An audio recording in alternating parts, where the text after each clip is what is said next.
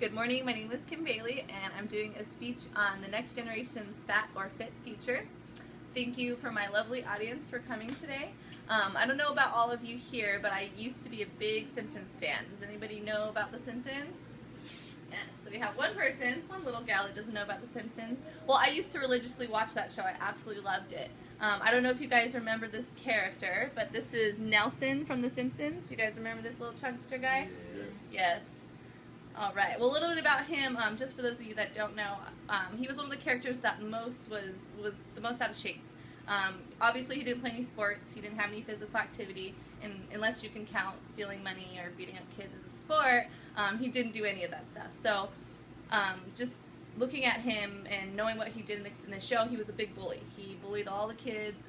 He was the meanest one out of all of them, and it kind of, to me now as an adult, made me realize that, well, he had some self-esteem issues. Obviously, he was overweight, you know, he was picking on other kids, he was being a bully because he himself had some issues with his own weight, which is kind of scary thinking about if you have children and, you know, you obviously want them to be successful and polite and awesome human beings, but, you know, that self-esteem issue comes from the kids being confident about themselves. So one thing I noticed is we should start taking charge for our children's future. Making sure that your little ones are involved in some kind of physical activity or fitness program for kids. This will help make sure that those kids are not having self-esteem issues and, you know, creating problems and bullying kids in school and having depression issues.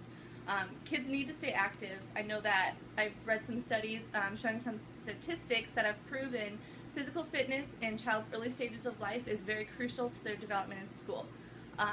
There was a study done between 5th grade and 6th grade, so for the whole 2 years there were students who, the parents and the kids were involved in a 2-year program where some of those kids were doing physical activity every single day, some kids were doing minimal physical activity, and other kids were doing absolutely no physical activity. So for the 2 years, the statistics did show that the students that were very focused on doing the physical activity every day were getting better school results than those that had minimal activity. Now, those that had minimal activity were still doing better than those that had zero activity. So it just proves that any type of physical fitness, sports type of programs for children at a young age, even as little as 5th and 6th grade, can help carry over to their statistics and being successful in school. As do many adults in schools, teens and high schools, the struggle to stay focused is sometimes harder for others as well. So a lot of people, I don't know about you guys, I've had test anxiety before. You know, I used to get really sweaty palms, used to get very nervous before taking any type of test. And a lot of times it's just disciplining yourself and being focused to, you know, focus on that test and be successful. What we've noticed in these studies is that coordination skills are enhanced better just because of sports. You know, you're more focused when you're in a sports activity, and you learn that focus, and it carries over to your school activities. And this helps them just be better as far as, you know, taking away those nervous tics and being more successful when they're taking tests and doing things in school. Kids also need to really focus on staying healthy at an early age, because if you notice now, we have that really lazy statistic American. I don't know, we get that stereotype all the time that we're lazy Americans and, you know, we're obese and we have the highest obesity records.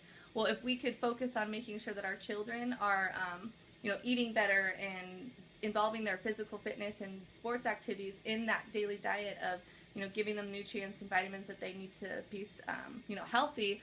If that fitness isn't there, they're not going to be able to be successful. They're not going to be able to, you know, make up for the vitamins and nutrients you're giving them because they're not having consistent activity and physical fitness. You know, a lot of American homes suffer from low incomes right now, and they're getting junk food. They're getting the foods that aren't very healthy for their kids. So if we're not encouraging some type of physical fitness or sports at least an hour a day, we're not making sure that they're going to be healthy, especially with those lower income families.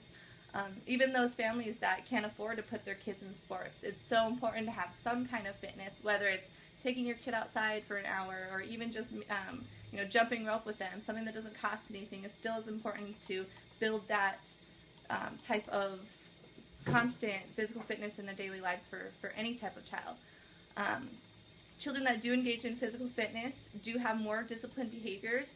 If you notice, a lot of kids that are more competitive, they learn that from sports. So to be competitive and successful in school, they get that same type of mentality when they're learning that from sports. So not only are you helping them with their health, but you're also helping them be successful in school, being successful in the future. I can't even tell you how many times that I've witnessed in work-related activities where in a group setting you want to try to make sure that you're very teamwork oriented, and you have that built from just learning that in sports and physical activity. So it's very crucial to our children's success to make sure that they learn that at a very, very early age. And that'll carry over to anything from work, sports, school, everything. Now I feel like I'm pointing out the obvious, yet nobody's doing it on a consistent basis every day. So the time is now. We've got to better our future generations. If you take a look at something I have over here, these are some of our UFC and Bellator fighters. A lot of these guys started out very, very early. I mean, as little as 5, 6 years old. And that same mentality, that focus, that drive to be successful in sports carried over to their success in their future. A lot of these people are making millions of dollars, thousands of dollars fighting and doing things that they're very passionate about. And that just came from being very successful at an early age, their parents being willing to put them into some kind of sports activity every day. So I do encourage everybody to really focus on their children and starting at an early age and making it consistent for your children's future. Thank you.